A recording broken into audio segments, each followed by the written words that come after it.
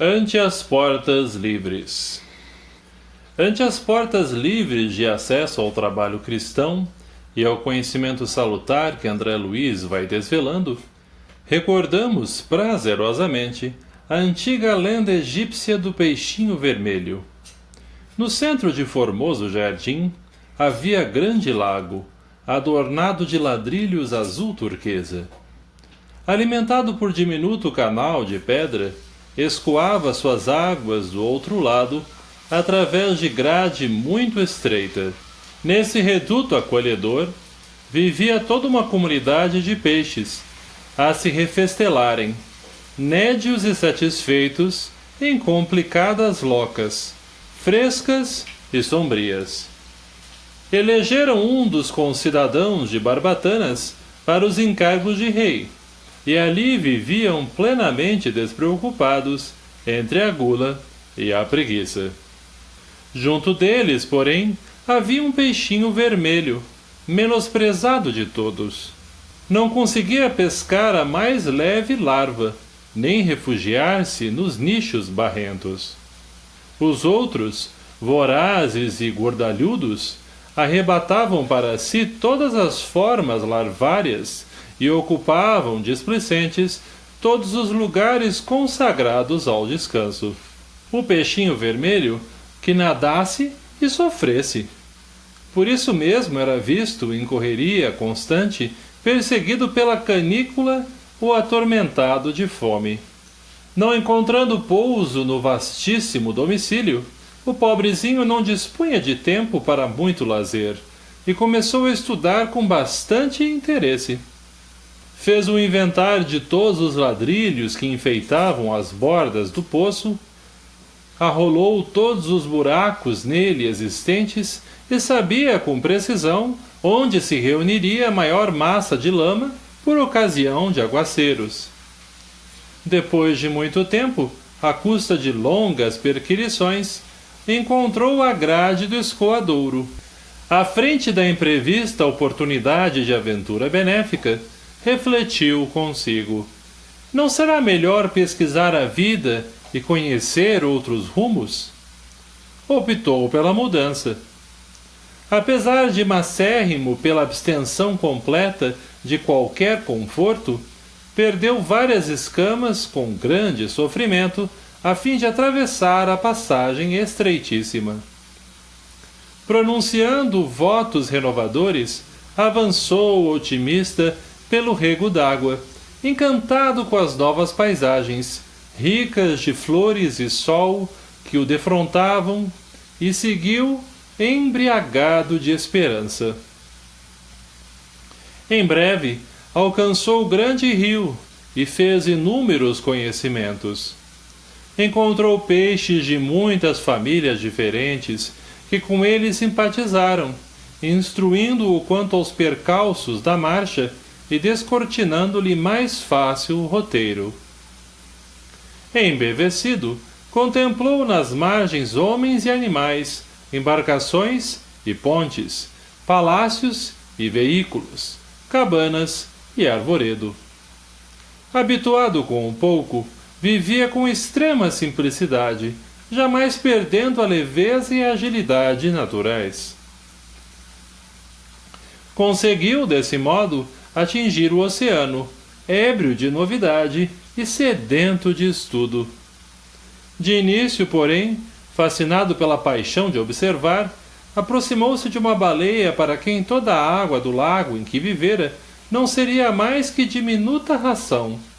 Impressionado com o espetáculo, abeirou-se dela mais que devia e foi tragado com os elementos que lhe constituíam a primeira refeição diária.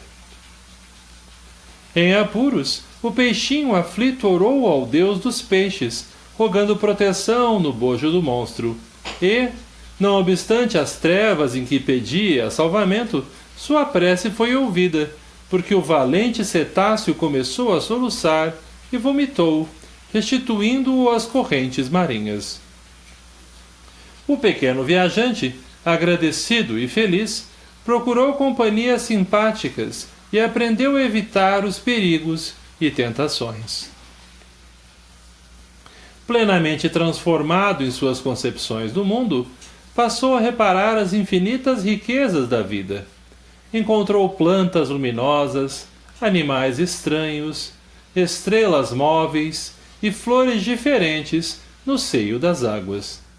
Sobretudo, descobriu a existência de muitos peixinhos, estudiosos e delgados, tanto quanto ele, junto dos quais se sentia maravilhosamente feliz. Vivia agora sorridente e calmo, no palácio de coral que elegera, com centenas de amigos, para a residência ditosa, quando, ao se referir ao seu começo laborioso, veio a saber que somente no mar as criaturas aquáticas dispunham de mais sólida garantia, uma vez que, quando o estio se fizesse mais arrasador, as águas de outra altitude continuariam a correr para o oceano. O peixinho pensou, e sentindo imensa compaixão daqueles com quem convivera na infância, deliberou consagrar-se à obra do progresso e salvação deles. Não seria justo regressar e anunciar-lhes a verdade? Não seria nobre ampará-los prestando-lhes a tempo valiosas informações? Não hesitou. Fortalecido pela generosidade de irmãos benfeitores que com ele viviam no palácio de coral, empreendeu comprida viagem de volta. Tornou ao rio, do rio dirigiu-se aos regatos, e dos regatos se encaminhou para os canaizinhos que o conduziram ao primitivo lar. Esbelto e satisfeito, como sempre, pela vida de estudo e serviço a que se devotava, varou a grade e procurou ansiosamente os velhos companheiros. Estimulado pela proeza de amor que efetuava, supôs que o seu regresso causasse surpresa e entusiasmo gerais. Certo, a coletividade inteira lhe celebraria o feito, mas depressa verificou que ninguém se mexia. Todos os peixes continuavam pesados e ociosos, repimpados nos mesmos ninhos lodacentos, protegidos por flores de lótus, de onde saíam apenas para disputar larvas, moscas ou minhocas desprezíveis.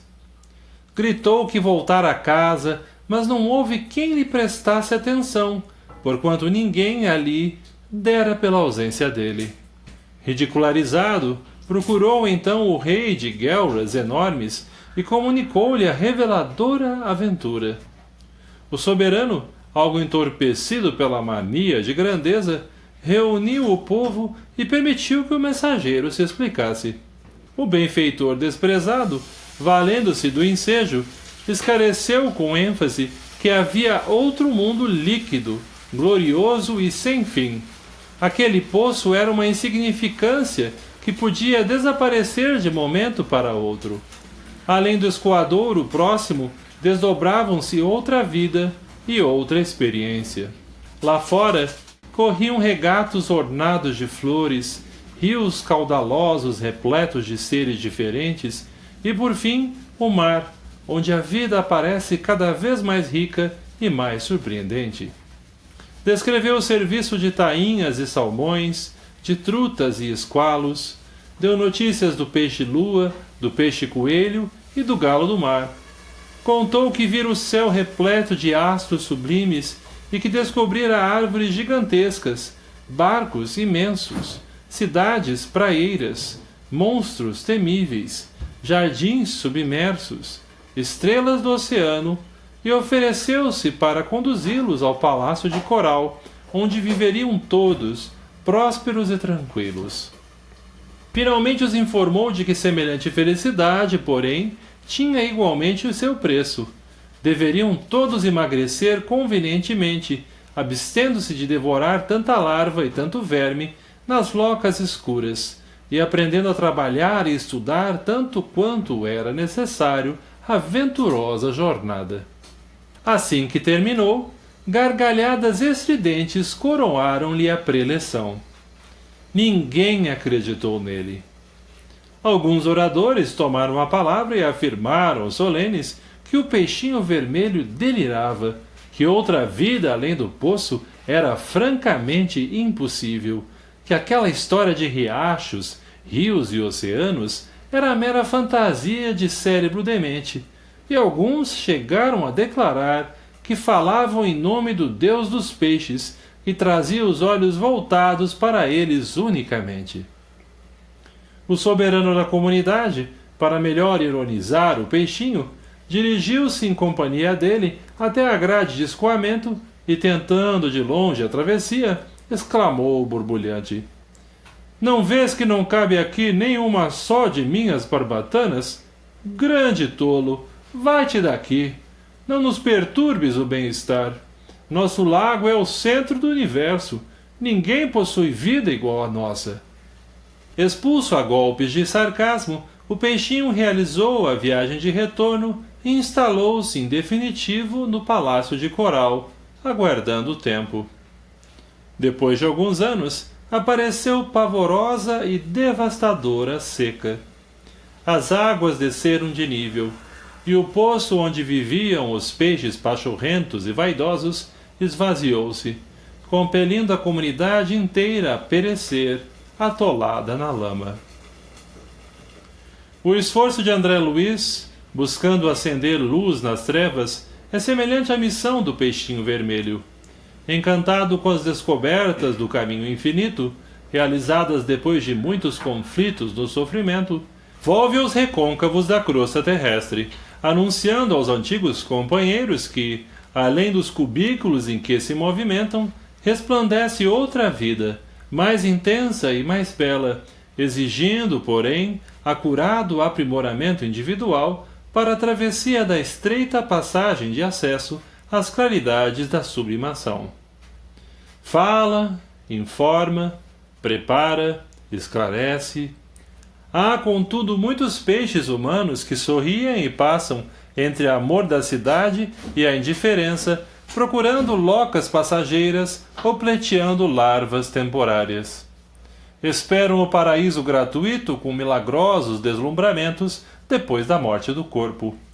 Mas, sem André Luiz e sem nós, humildes servidores de boa vontade, para todos os caminheiros da vida humana pronunciou o pastor divino as indeléveis palavras: a cada um será dado de acordo com as suas obras. Emmanuel, Pedro Leopoldo, Minas Gerais, 22 de fevereiro de 1949.